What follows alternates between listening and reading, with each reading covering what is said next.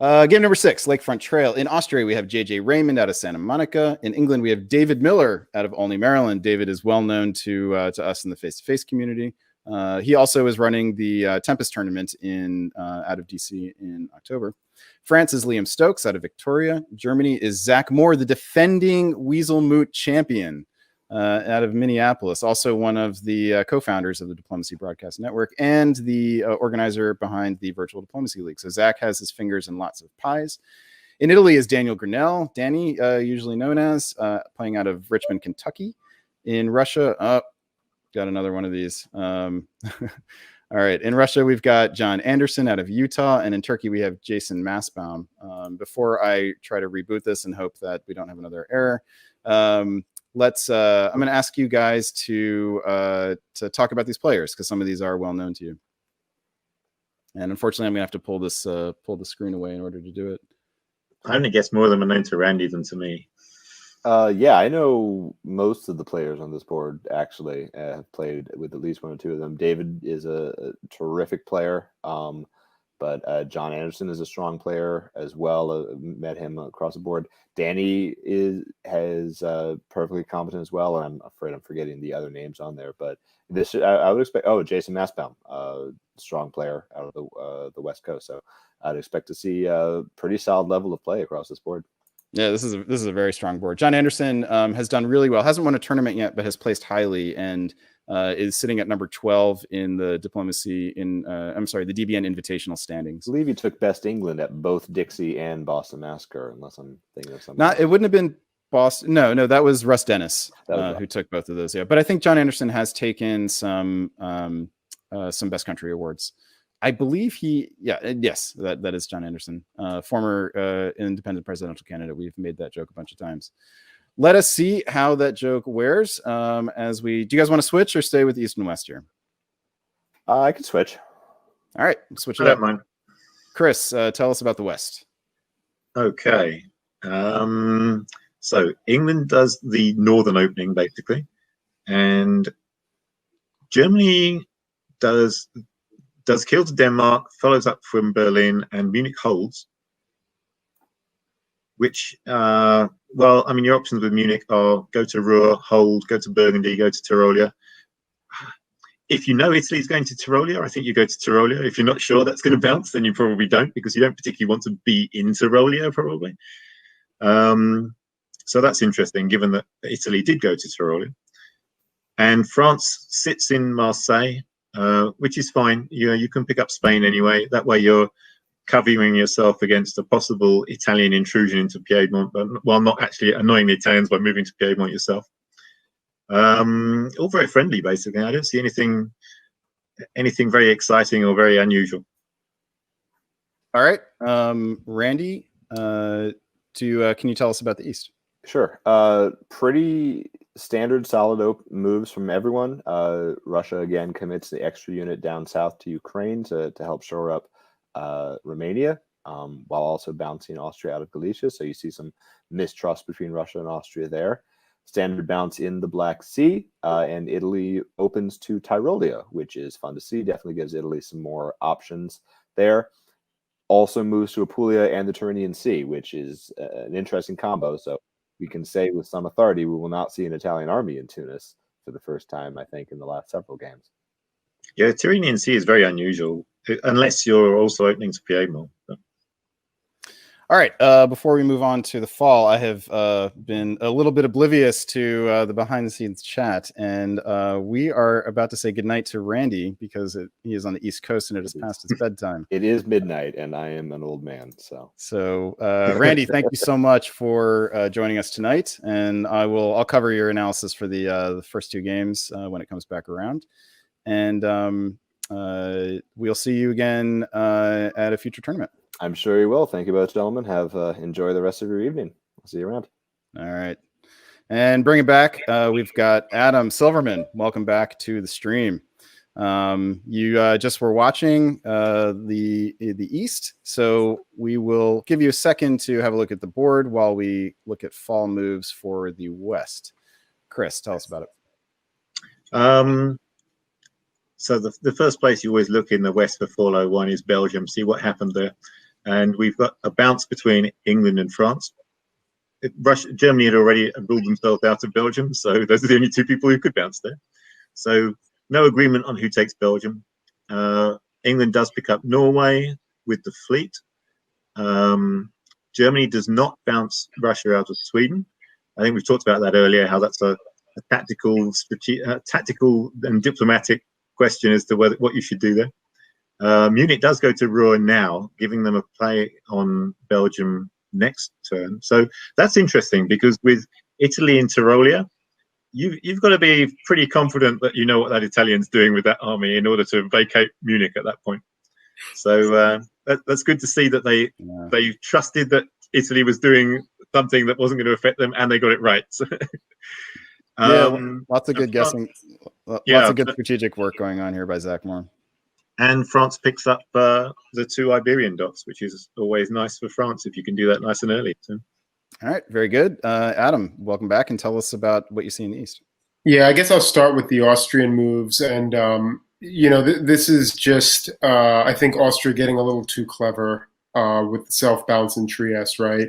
I can understand you want to cover Trieste from the Italians. You don't want to lose the dot because of, you want to get the build yourself. But, what happens here is Austria finds themselves bounced out of Greece because they used Serbia to self-bounce Trieste rather than supporting themselves into Greece. Now, let's, I guess the purpose of this is to avoid the risk of losing Vienna. You're flipping a coin, but you're no better off than you would have been otherwise. So I don't like it. I think if you're worried about Italy, flip a coin, cover Trieste, tell Italy to take Trieste, and bounce them if you must, but it's a risky move, and it's going to hurt them. Now Italy is hugely incentivized to just jump on the Austrians. So I think it's going to be really difficult. If we look at the Russian decides better to take the risk over Romania than losing the Black Sea, and it pays off. It walks into Romania, walks into Galicia, bounces the Black Sea, gets Sweden. Good turn for Russia. All right, let's look at some builds here. And we have, you can see a lot of fleets and a lot of armies, which is always nice. We see London putting down a fleet. We see France putting down 2 armies, which is a specific strategic commitment. Germany does the ambiguous Fleet Kiel with Army Munich, although it's certainly a little bit more anti-French, given the army in Ruhr. And the other surprise on the board is an army in Rome. Wow. Which suggests that Italy may think very highly of the capabilities of the army in Venice. With a fleet in with an RT, this is that's an interesting. I mean, I guess with conflict with Austria, his options are a little bit limited. But in the north, John Anderson is making the calculation that he can do provide diplomatic protection for St. Pete, either that or use the Army Moscow. I don't like the French or the Italian build. But France, the problem with 2 armies is you are committed for the rest of the game to attacking Germany, because you can't attack anyone else with 1 fleet. And you need another dot before you can build another fleet, right? So then what's Germany going to do other than fight you? Because they know you're fighting them for the whole game, no matter what happens, right? And England, what are England's options here at this point? Well, England's in the great position of being able to pick a side, right? You've got France and Germany guaranteed to be fighting each other, and you get to say, I think I'll help you for a while. I'll help you for a while. What do I get if I help you? What do I get if I help you? You don't necessarily even have to pick a side. You can just let them fight and pick up the scraps, right? A little bit like Mitch McConaughey did. Yeah, kind of. Extended fashion. And I can see that working very well for David, actually. David could take advantage of that, I think. He's a savvy negotiator, so exactly, yeah, ambiguity will suit him just fine. Although Zach Moore is a very skilled both tactician and negotiator, and John is proven this is a powerful north we have on this board. All right, let's see how we do. Let's stick in the West with you, Chris Brand. France pushes up into Burgundy. I don't see them getting much further than that, though. And Germany supports the English army into Belgium. So there's your first inkling of what we were talking about, right? England's able to go to the two of them and say, "So, you want my army over there, right? I get Belgium then." And the English fleet goes into the Channel. German fleet goes up to Skagerrak. Yeah, Skagerrak it's a little in Denmark. surprising, isn't it? That's that is interesting. I would have expected to see a supported move from Kiel to Baltic from here to then pick up Sweden. I mean, Skagerrak kind of achieves the same thing, but it also gives you a threat. It gives you more options as well. Yeah, it threatens England as well. Yeah, but those are options that England may not want to see. So right. It'd be interesting to see. And Holland is now very vulnerable if France and England decide to work together on it. Tell us about the East, Adam Silverman.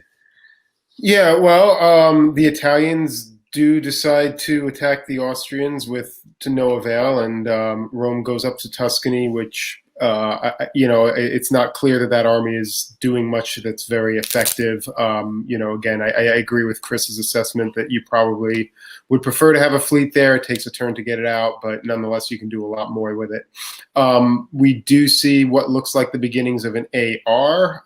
They effectively get rid of Bulgaria. I can't tell what Bulgaria was actually trying to do. Was it offering a support for? It was moving to Romania. Yeah, it must have moved. It was moving to Romania, which was bound to fail. But unless you think Austria is, unless you think Austria is supporting you there for sure. And if you're Austria, you probably offer that support so that you can walk into Greece, right? Yeah. Yep. Very, very sensible. And Moscow holds is kind of an interesting choice. Russia could have moved something up to St. Petersburg to bolster his position up there. Also could have moved Warsaw to Galicia, Moscow to Ukraine, to really focus on the southern position, but elects not to do that. So it's a pretty equivocating move, but gives some flexibility for the fall. So I don't inherently dislike it. All right, let's see how that works out for him in the fall. And it does not, is the answer. Tell us about the East, Adam. Yeah, I mean, Sev to arm is sort of an unusual move considering they've been bouncing in the Black Sea for the past 3 turns. So yeah, it's a hard order to understand without being privy to some of the negotiation. Chris, do you have some thoughts? Well, you're picking up Bulgaria. Maybe you're expecting to have a build. So you want to build something there? Yeah, could be opening it up for a fleet build. Of course, you're losing. It's not going to actually happen, but it was an idea, like. Well, you're also losing Sweden and St. Petersburg, so you're probably not going to actually build, as it turns out. No, you're pulling. You're pulling. This is a debilitating turn for Russia, who not only is pulling, but only has 1 unit north of the lower stalemate line. Yeah, I mean, obviously thought something else was going to happen in the north, and made moves accordingly, and it didn't play out. Italy continues a futile attack on Austria, moves into Piedmont, which does not particularly improve the prospects of that attack. But he's in Piedmont. All right, Chris, tell us about the West. Some really interesting stuff happens. So this is a cementing of the England-German thing. I wonder if Germany wasn't completely sure about England last turn, and when England actually fired through with the convoy into Belgium, now it's like, okay, so now I can take Sweden, and I'll take it from Skagerrak, which makes England feel better that Skagerrak fleet is no longer there, right? Yeah. But the really interesting move to me is the fleets right over on the left-hand side there, where England could have gone for Brest or Mid-Atlantic, and France covered Brest with the fleet, and therefore now there's an English fleet in the Mid-Atlantic, which is not where you want it. England is in the Mid-Atlantic, has St. Petersburg, and now has 2 builds. Yeah. And there is only 1 enemy fleet. They only have 1 army on the continent. But, also, it's an army in Belgium, so who knows how long that'll last. But this is a delightful position for England to be in. Yeah. And then from mid-Atlantic, do you go down into the Mediterranean? Do you pick up Portugal? So many options. Yeah, you have to be able to back it up here, but you're putting down 2 fleets here. I assume it's fleets Liverpool and London. Is that what you guys would do? Unfortunately, I think you've got. I mean, you'd really like to get another army here, but I think if this is the direction if you're actually going to attack France, you need to put down the 2 fleets because you can't leave the North Sea open, and you got to put something into the Channel. Yeah. The one difficulty here is that it's not clear what else these fleets do for Germany at this point. Now that St. Petersburg has fallen, so you unfortunately do have to worry about something up here, unless you just work out. If you get Germany to go to Baltic and just keep the fleets there, like then you can demilitarize north. Interesting. If you're England, you're hoping Russia keeps that northern fleet. Yeah. Sure. But what? Yeah. But yeah. I don't know.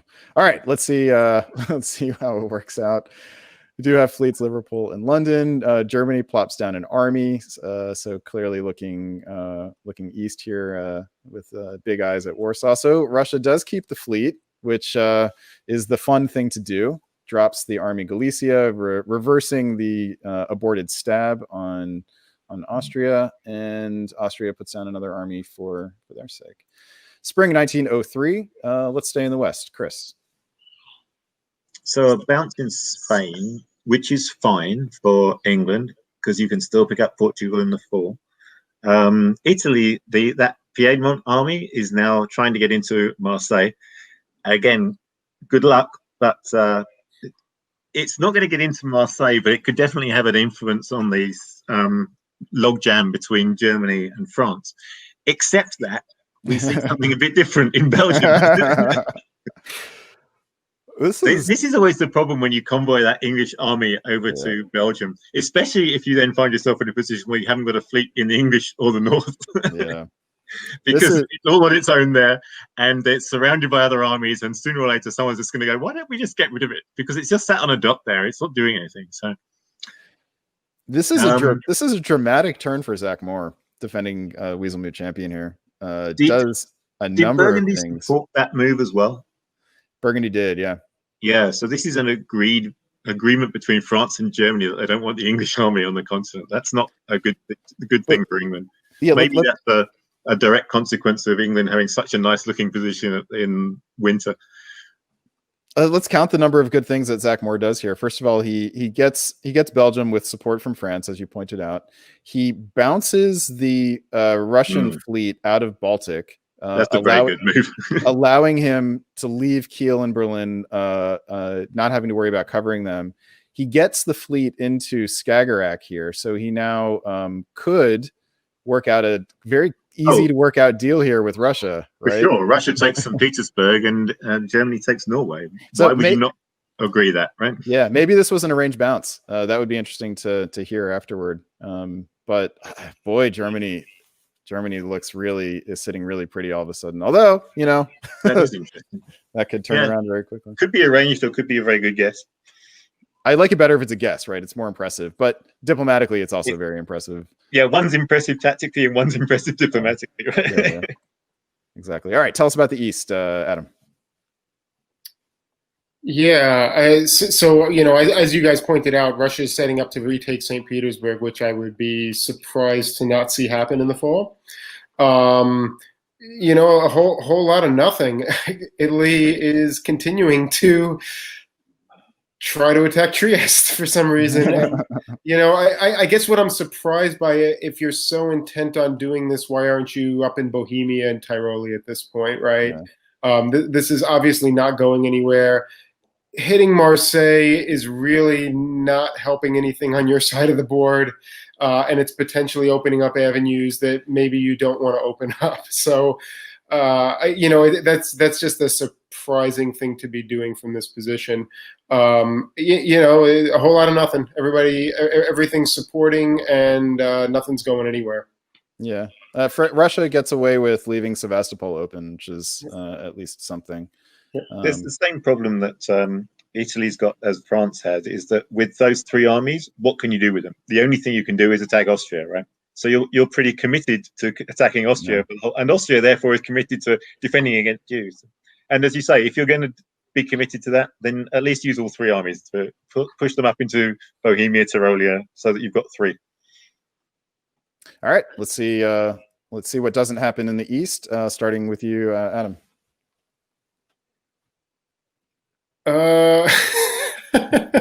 We have one bit of movement. Yeah, I mean, so the Italians decided to change their plan and make an attack on Munich for some reason. Maybe they thought they were getting French support, though that didn't seem super likely. But I guess to their credit, they made the wise decision to pull that unit so they can rebuild it.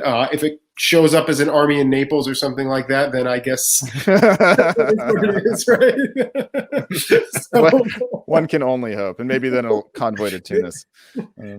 This is probably the best thing that could happen to Italy at this point, is have that army destroyed. That's really true. Yeah. All right. Let's talk about the West here. We do see some expected stuff. Yeah, I mean, Scandinavia went down basically as we expected. St. Petersburg falling back to the Russians, and Germany getting this nice situation where you've got all of Denmark, Norway, and Sweden, which is always a nice thing to have as Germany. Yeah. This is a very nice German position at this point. Especially given that England and France are now basically permanently entangled. Yeah. France is expanding here. Yeah. Sorry, go ahead. Also note that Russia took St. Petersburg with that fleet, which is hugely pro-German. That is just as incredibly pro-German as you can get to not move the army up there and stay in Bothnia.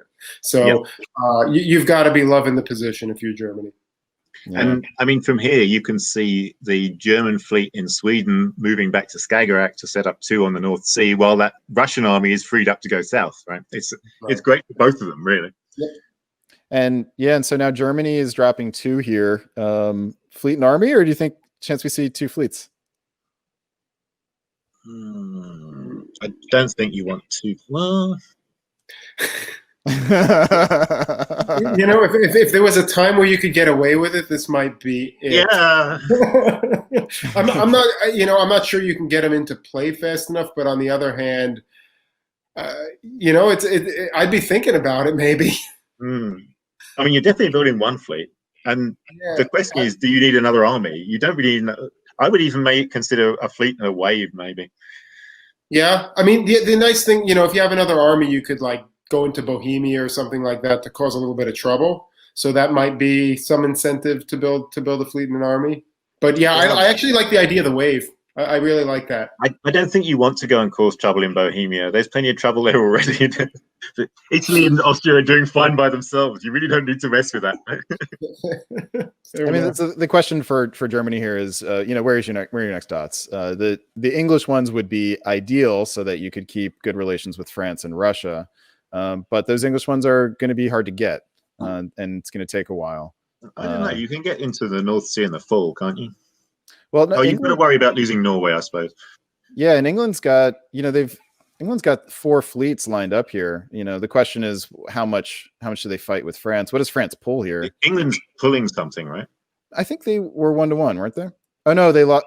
I'm sorry, they are pulling 1 in the north. Yeah, so England's pulling one of those fleets. Barents. Probably. Sorry, wrong way. Yeah. Or Portugal and make peace with France. Or Portugal. But Portugal is basically giving up. I mean, that's giving up a dot the next year, unless you're... but maybe that's okay if you can trade it for Norway, right? True.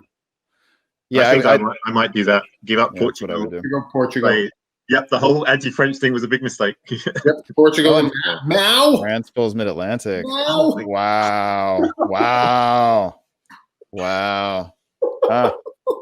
And we get 2 fleets, and we get a fleet from Sevastopol. Yes, and an army Rome. Like to point out that although Liam is Canadian.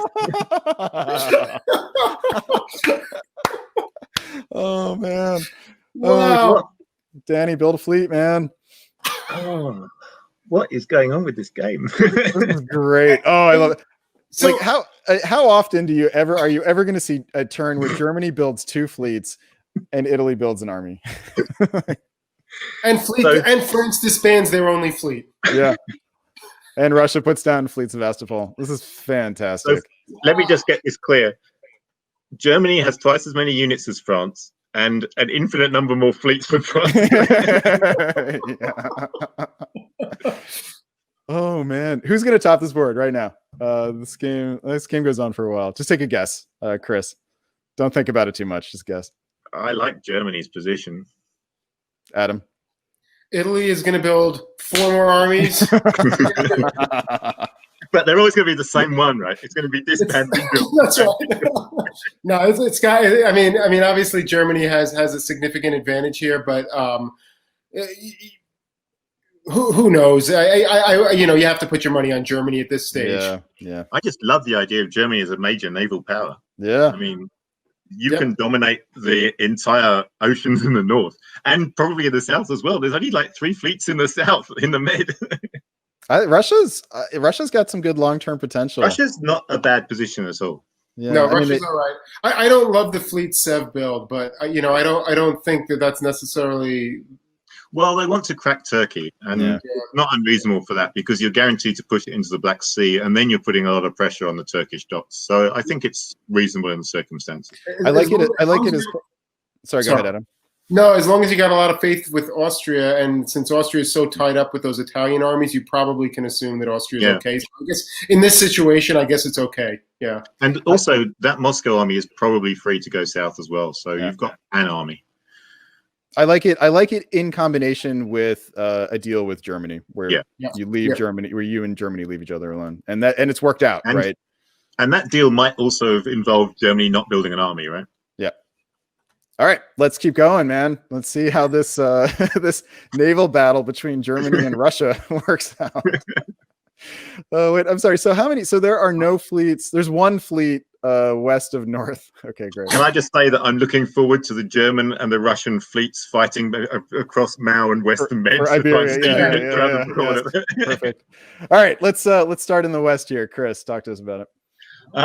Okay. So there's another switch sides by the looks of it. It looks like that English fleet is supporting the Frenchmen up into Belgium this time.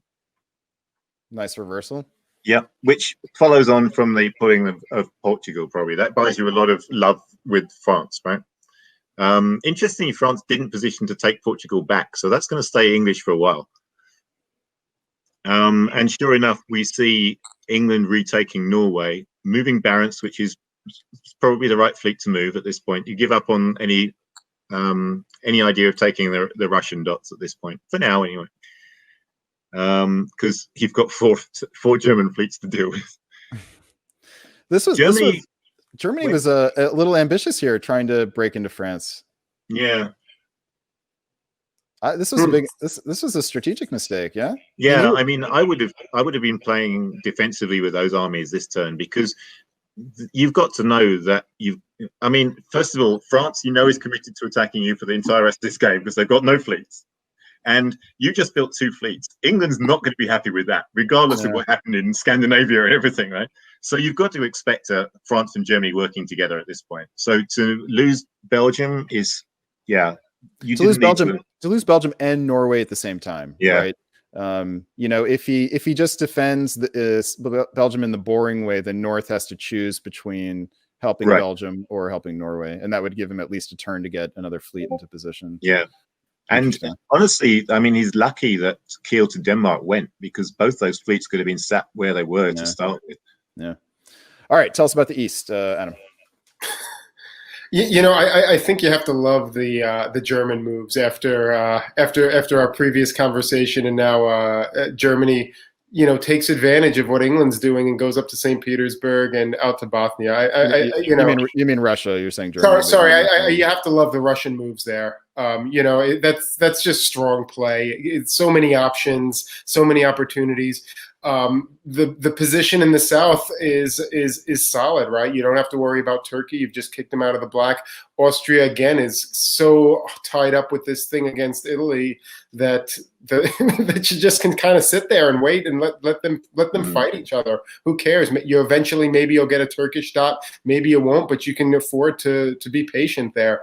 So I really, really like the Russian play right now. Well, Ank can be guaranteed here, yeah.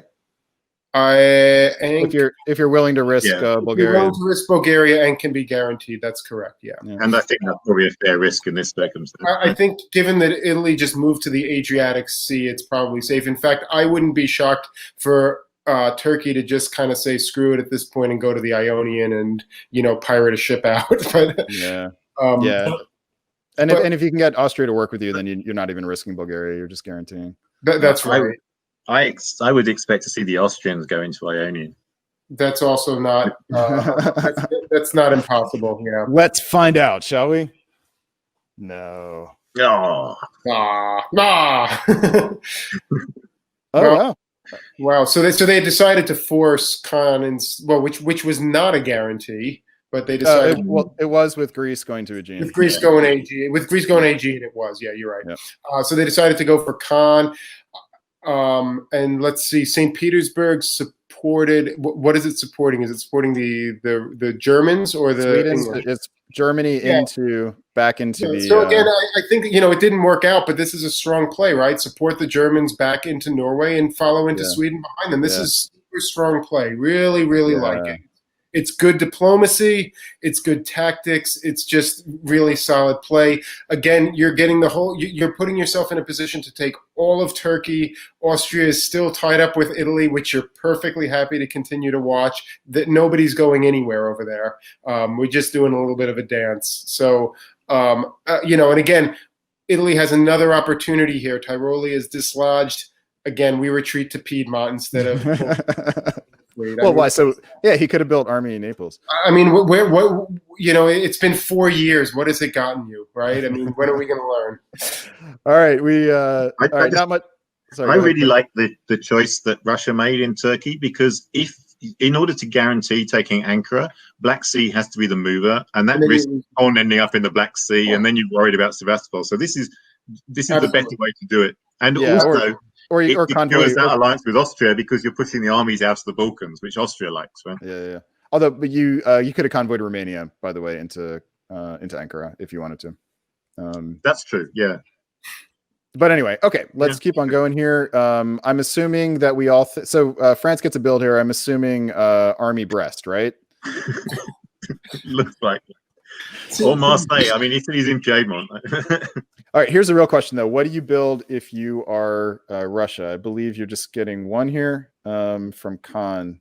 Army Warsaw? Moscow. In order to pull up here, you go to Finland and St. Petersburg? You leverage. You can go south, you can go north. You're not in a rush to do anything, and you're not in a rush to bring it south, but you got an option. Right. You're not fighting Germany here. So if you can get Germany into Norway and follow into Sweden, that's the deal you want. Okay. Mm-hmm. Chris, what were you going to say? Yeah, I don't dislike Warsaw. There's a point where you're going to have to turn on Germany or Austria, right? Yeah. Or maybe you just build in Moscow because it's just as good as Warsaw, and you can move it to Warsaw anyway. Yeah, that's what I like. Yeah, I don't want to annoy Germany or Austria yet. What do I need to go? You wouldn't wait another year before you annoy Germany or Austria. Yeah. Certainly not Austria, right? You got to kill Turkey first. Yeah. Okay, let's see what happens here. We got Army Sevastopol, which actually we didn't. That might be a little bit of overkill, eh? That was my first thought, but then I looked at it. I'm like, you don't need another army down there to kill Turkey. Turkey's dead anyway. Yeah, I think that's a mistake, but it's not a big mistake. It's not a big mistake. If it goes to Romania, then it's fine. Yeah. Yeah, I don't think it hurts here. I mean, it's probably overkill, but I don't think. Again, it's long term. Maybe it sets you up to do something against Austria next year. I hope he doesn't convoy it to Ankara. All right. Yeah. No. Because the fleet has to get out, right? That's what you're working on next. Oh yeah. Although I guess you need an army in Ankara in order to guarantee the fleet through. Although with the other game we saw that. Don't you just support? You go Khan to Ank supported by Arm, and you go Black to Khan supported by Bo. Yeah. Good call. All right. Other interesting builds here are an army in Edinburgh. A French fleet. France needs a fleet. French fleet. Fleet Marseille. That fascinating. God, I hope it can only go to Portugal. I don't know. Oh, it's a difficult strategic situation for France, but partly a consequence of the tactical situation they left themselves in. What do you guys? How do you feel about the Army Edinburgh here?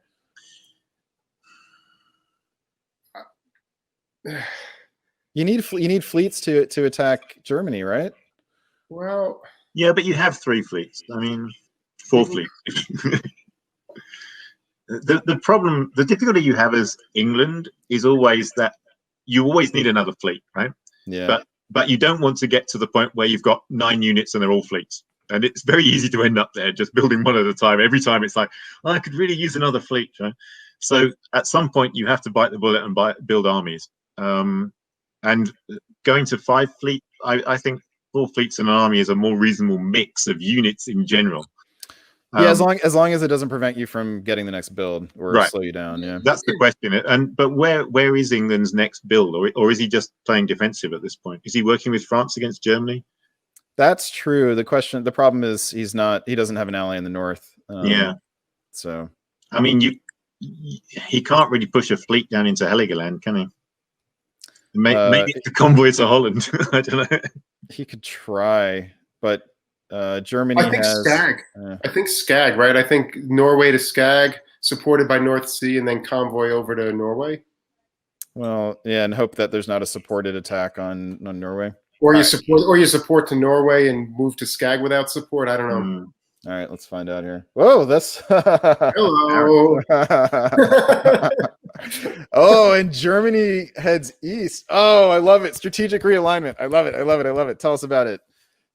Chris, you're in the west. Yeah. Yeah, I mean this looks like England and Germany have cut a deal at this point. The English fleet goes down to mid-Atlantic. Is this the Western Triple in 1905? I think it is. We'll see if it lasts more than a turn, but I guess we'll see in fall is the answer to that. I mean, Marseille went to Lyon rather than Spain, so that's Western Tripoli. But what that English fleet in Mao does, who knows? All right, we'll find out. I mean, it's very hard. The one interesting thing is England is going all out in the north, apart from the one fleet in the west. But every other unit is devoted to Scandinavia or St. Petersburg or something. I'm guessing St. Petersburg, given the German moves. Yeah, he can guarantee St. Petersburg with German help. German help, yeah. Germany would have to be willing to risk Sweden, yeah. St. Petersburg or Finland supports Bothnia to Sweden. All right, let's talk about the East. Let's try to pick up the pace a little bit here. Well, we can only assume that Austria is setting up to convoy into Naples or Tunis, whichever they feel like. Yes, Austria in the Ionian. Well done, JJ Raymond. So, I said Austria had to go to the Ionian, didn't they? Yeah. So while it's kind of cute that Italy finally convoyed to Albania, I think that Austria can pretty safely defend Serbia, can pretty safely defend everything and still take either Naples or Tunis. So again, this hasn't worked out very well with what Italy's doing. Russia successfully takes Ankara and is not positioned to take Smyrna in the fall, however, because of how they've done it. But that's perfectly. They are in position because they moved. No, they are because they brought the other army down. Yeah. So now the main problem that Russia is going to have is having so many units locked up right around Turkey. But that'll just take about a year to sort it out, and then they'll be ready to stab Austria or whatever it is they decide to do. If they can't take Smyrna with 5 units, there's something seriously wrong. I didn't see that they had gone to Armenia. I think they could probably handle it at this stage. All right, let's find out. But there are defensive moves that Austria could do to guarantee that they do not lose a center. Let's see if they do it right. They do. Didn't matter. And they take Naples. All right. So anything of surprise or interest in the East, Adam? Well, I think Russia lost Warsaw because there was a free market right there, right? And England just took St. Petersburg. So as great as Russia is doing in the south, the northern situation is no longer nearly as strong as it was. They got a little bit too far out of position there, and we're not counting on England and Germany patching things up. Yeah, diplomatic failure in that case. Yeah. Yep. Okay. What about the West? Tell us about it, Chris. This is looking kind of Western Tripoli. I mean, Germany does actually take some take a bit of a risk to help England in the north by cutting both Finland and Gulf of Bothnia. Gets away with it. Yeah, gets away with it. So England manages to take St. Petersburg. Germany also walks into Warsaw, as we noted, which I didn't even notice that army ended up in Silesia. And then down in the south, France, not completely trusting England, does cover Spain, but those two fleets are now down in Western Mediterranean Sea. So this is where, if you've got an English fleet coming down into mid-Atlantic as France, this is what you want it to do, right? You want it to keep going down into Western Med and then keep going even further, so it can't bother you anymore, right? I think Adam and I are familiar with this from Worlds in Vancouver, right? It's going to be very interesting between England and France here in the next year, and also with Germany, if the Western Triple can, the mid game Western Triple can last. Let's keep pushing ahead here. We've got for builds another English army, which I guess kind of makes sense, but it commits him clearly to sticking with the current alliance structure. We have good. Thanks for playing, Jason Mastbaum in Turkey. We have Germany putting down another army, which also makes sense and further commits him to. He could potentially turn on France, but why would he if England's not going to be able to help him? Okay, and Austria is growing a little bit here. Maybe short-lived. You normally think that if you're going into the Mediterranean as the Western powers, you want 3 or 4 fleets, right? They're doing it with 2, and it's probably going to work.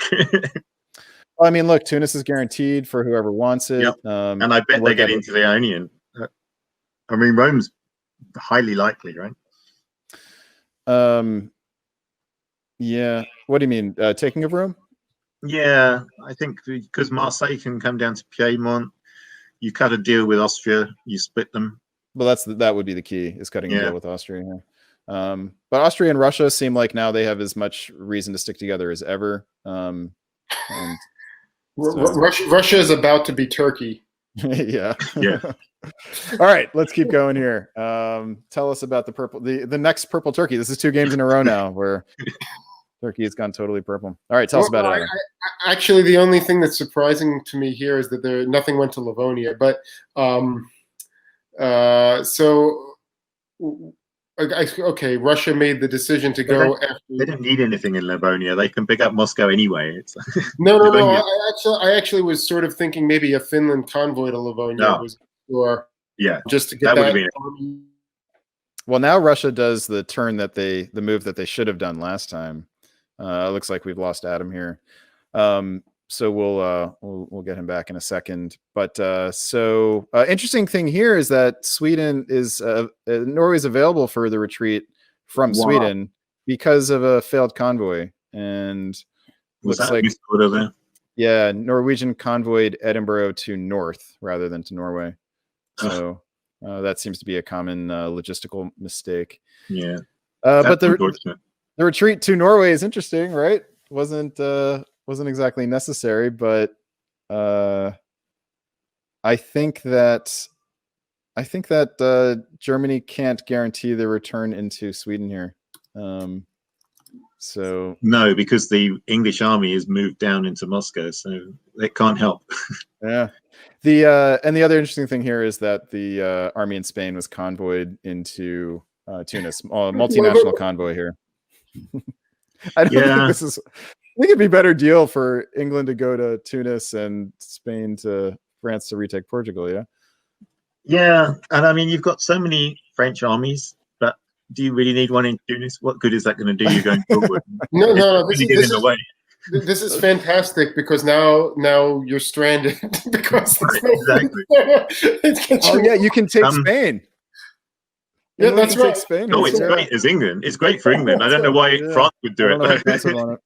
Okay. Interesting to see the Austrian fleet supporting the French fleet to Rome as well. Yeah, that was interesting. And that was the exact deal that you were suggesting, Chris. Yeah. All right, let's keep. Oh, Norwegian misordered in the spring. Is that what happened? That's right. Yeah. And doesn't get in the fall. Because, Chris Brand, tell us what happens in the north. Another change of sides up in Scandinavia. Scandinavia is awesome. I'm going to say something. I'm going to suspect that the Western Triple no longer exists. I think the Western Triple is no more. Germany is siding more with Russia than anyone else by the looks of it. Yep. Although it's interesting if you look at. Sorry, I'm going to look over in Moscow as well. No, The yeah. The German didn't move to Moscow despite getting Russian support into Moscow. So maybe he just didn't believe that was coming, or maybe he thought getting into Galicia was more important. I don't know. But what's the risk? Yeah. And Holland moves to Belgium and gets without support and gets without any support because France just moves out of Belgium because we need those armies somewhere else. I don't know. Why did you move out of Belgium? Because and sure enough, having taken the French army out of Spain, that now frees up the fleet to move and take Spain.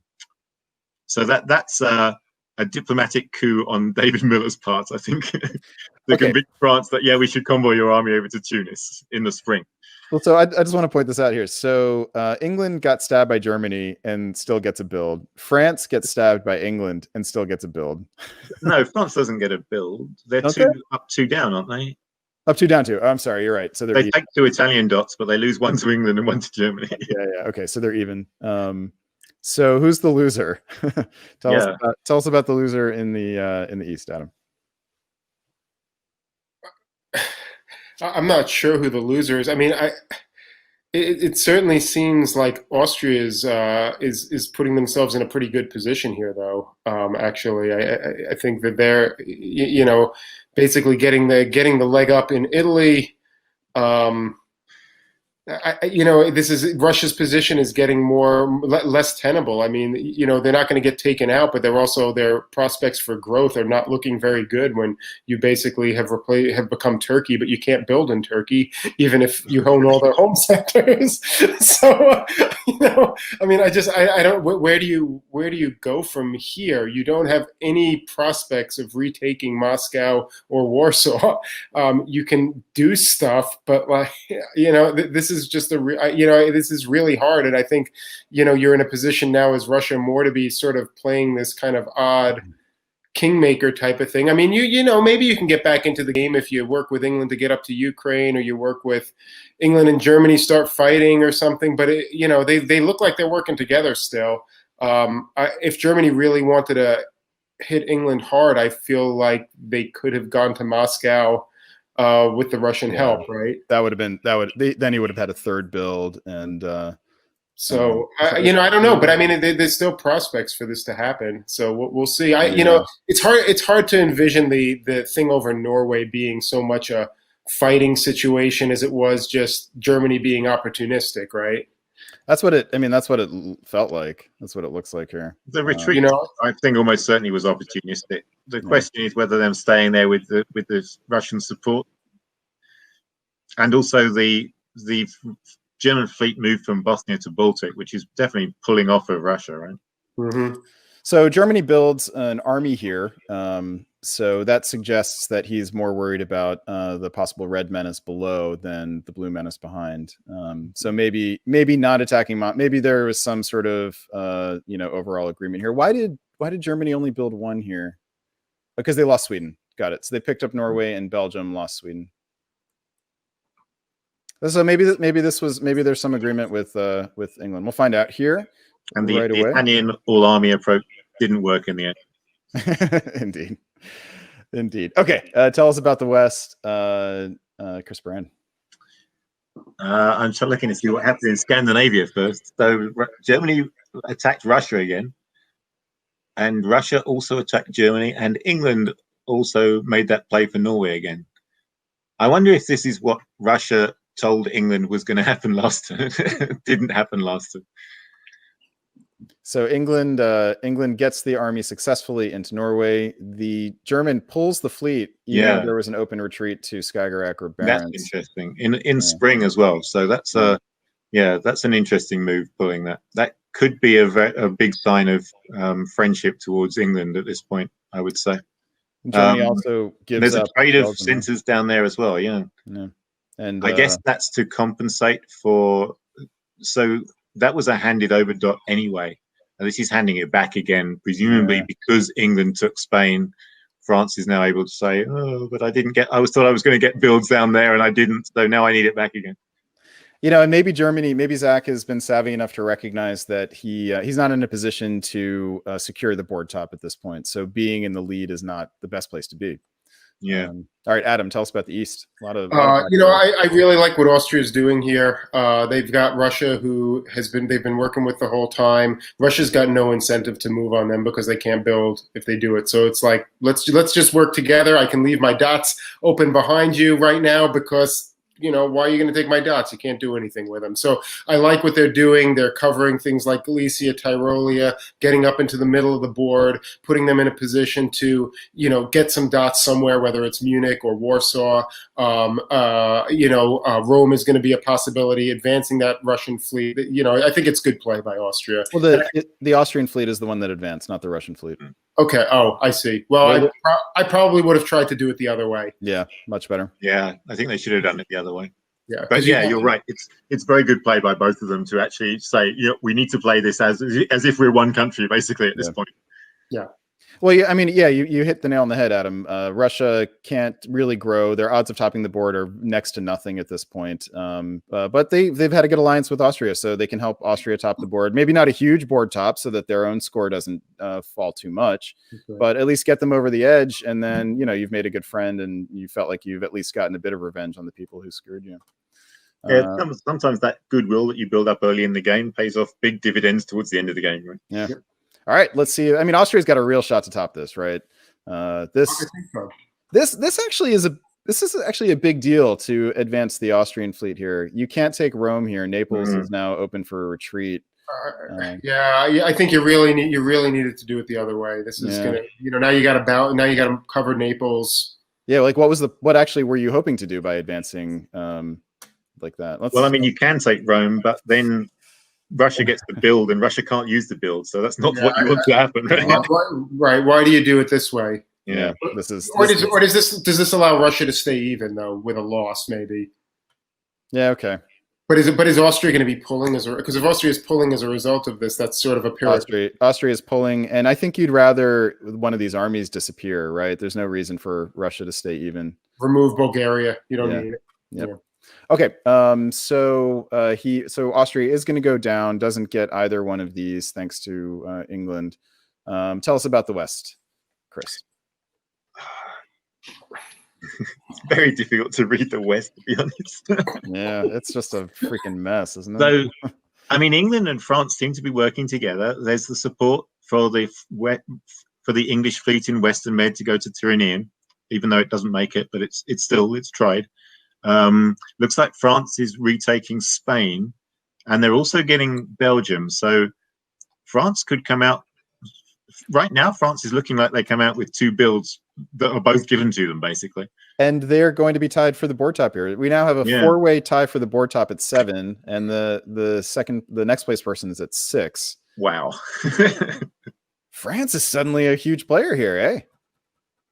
Yeah, but the position's horrible. Yeah, terrible. Like they're dependent on, they've got one unit here, one unit there, one unit over here. There are 4 countries with units on Tyrrhenian Sea. And the army is never going anywhere, right? Not only are there 4 countries, but none of them are Turkey or Italy. Okay. Then, you add a couple of builds on for France, and it's not looking so bad. Maybe not so bad. Yeah, that's what I'm saying. They've got this. You're mad that they built a fleet, not 2 armies? I'm groaning about the Austrian disband. Yeah, that's true. Oh, no. Yeah. No. Yeah. Vienna was the one to disband. No. It's like dynamic opportunity is this liquid that we're just watching go down a drain. Just slither away to disappear forever. That's so sad. Oh. Yeah, just imagine, right? Like the other way you do it, you put Naples goes to if the Russian fleet had been in Tyrrhenian Sea, you support the Russian fleet into Rome if they insist on keeping a unit. But the best thing to do is to talk them into letting you have Rome. And although actually it probably wouldn't work. You can trade dots in the Balkans anyway if you need to, right? Yeah, but it's much better to do it that way. Convince them to let go of Bulgaria. That's all you got to do.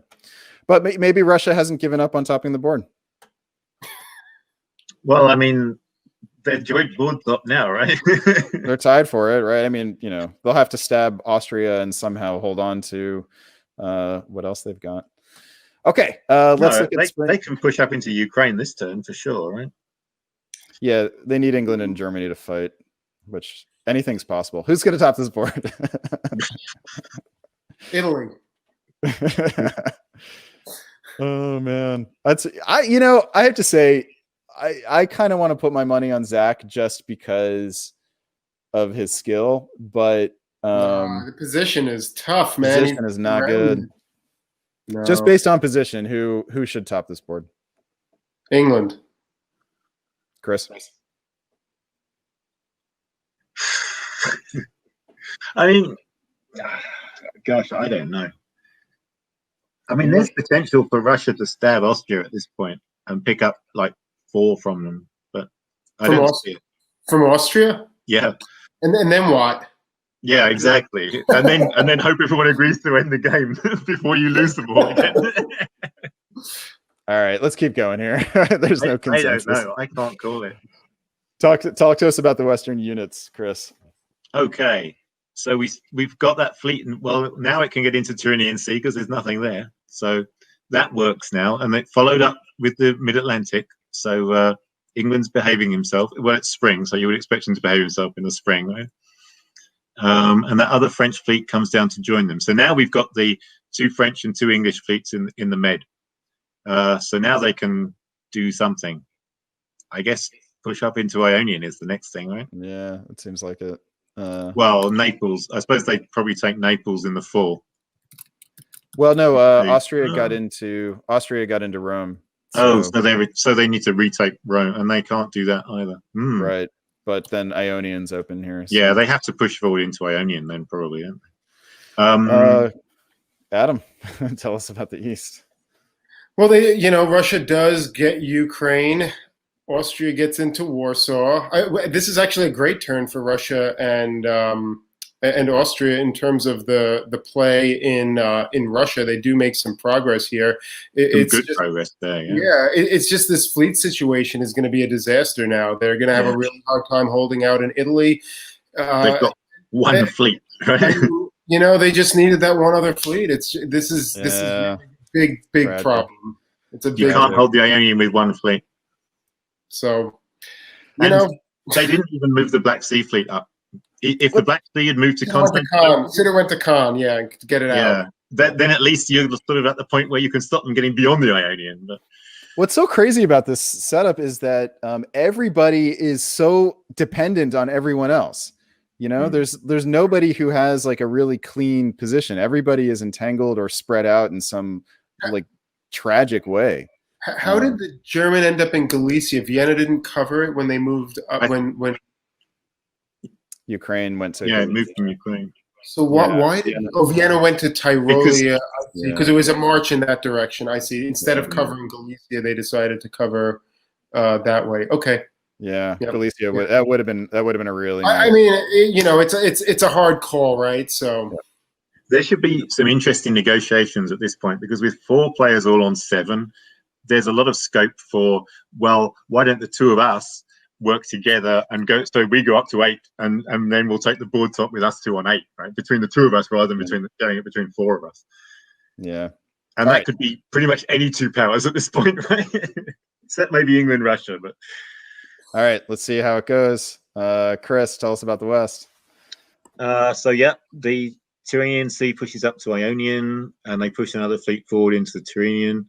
I wonder when that army is going to get out of Tunis. North Sea to English Channel is interesting. That they don't need a 4th fleet down in the Med, so that's probably not an arranged. Oh yes, we need another fleet down there. That's probably a surprise to France, I would think.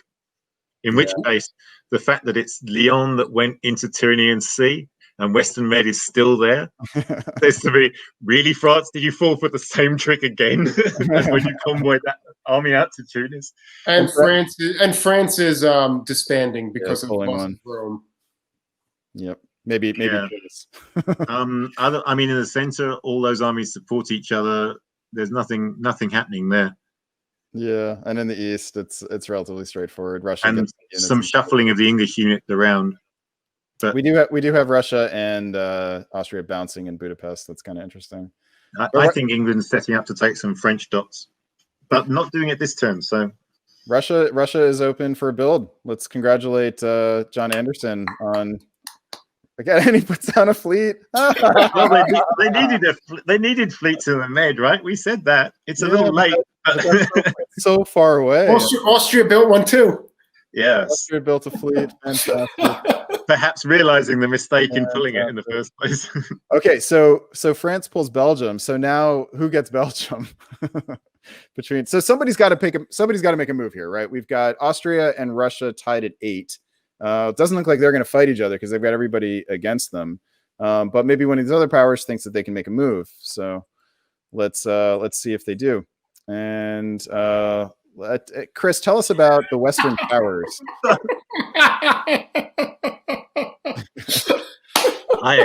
And let's focus on one thing in particular. I mean, all credit to David Miller. That's just amazing. Yeah. I mean, at Tunis to Greece is okay, but the fact that he's following up and then Marseille tried to go to Piedmont, which would leave Spain open for that English fleet. Oh man, the only good thing for France at this point is that England can't take Belgium, but Germany still can. No, Germany probably can't afford to actually. But now it's suddenly England's game to lose. Yeah. England's got a great position now because France has pushed so far forward. I mean, France is in Rome and Greece, so he can afford to lose 2 to England. But I don't see why would Mid-Atlantic not go to Brest? Yeah. And so you pick up those 2 easy dots, and the 2 builds that the 2 gains that France has made actually go to England instead.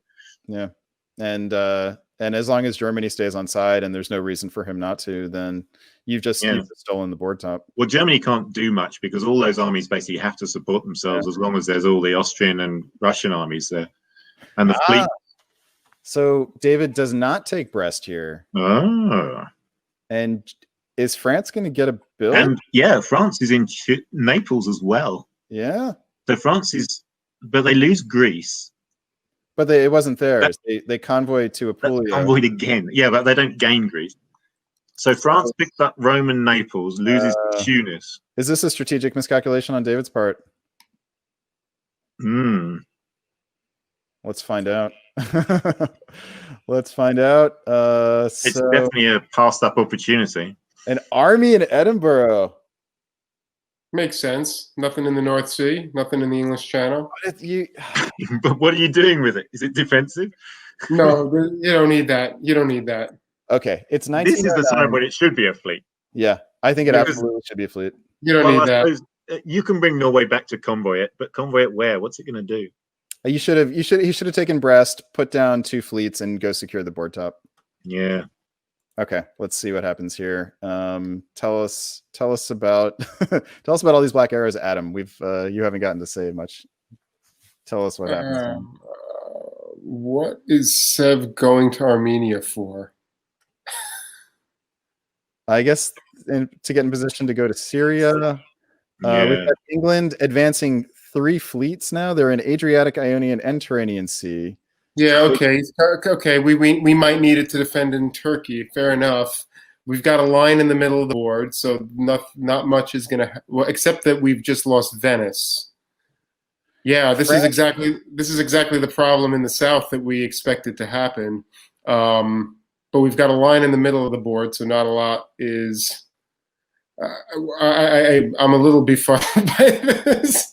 You've got an English fleet in the Adriatic. Yeah. Because the Austrian fleet moved to Apulia. Does David just want France to top this board? I mean, that's what is going to happen here. France, by the way, passed up the opportunity to take Portugal. Yeah. Well, he doesn't need to when David keeps throwing centers, right? Yeah, and that is indeed what happens.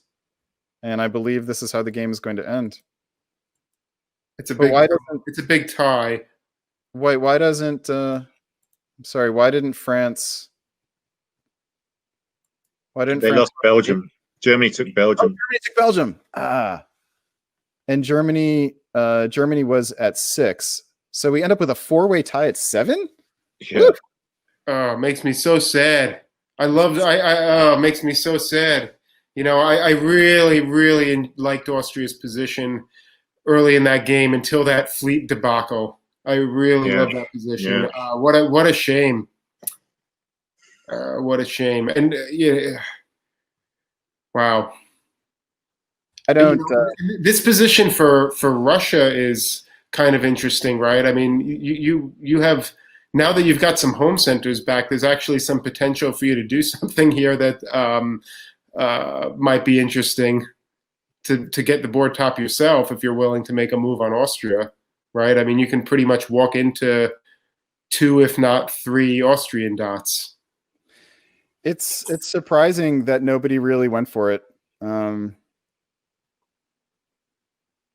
Yeah. It was England had the biggest opportunity to go for it, I think, and passed it up. All right, David's a nice guy, but I didn't think he was that nice. But this is 2 games in a row where people have passed up opportunities and ended up with a weird split board top, a surprising split board top, I should say. I mean, 20 points is not an awful lot in tribute, right? It's really not. No, this is, and I mean, by going for it and getting up to 10, one of them could have gotten in the 40s. Yeah. So, there's clearly, the players are clearly finding. This is the first time we've ever played tribute at a tournament level, so players are both figuring it out and also telling us telling us what effect the scoring system has on their play. And so, we've seen a couple people go for it so far in the 6 games we've covered, and we've seen a couple games where they said, all right, let's play for a really low scoring draw. I mean, this is the first round, so I suspect things would go differently in the second round, but who knows?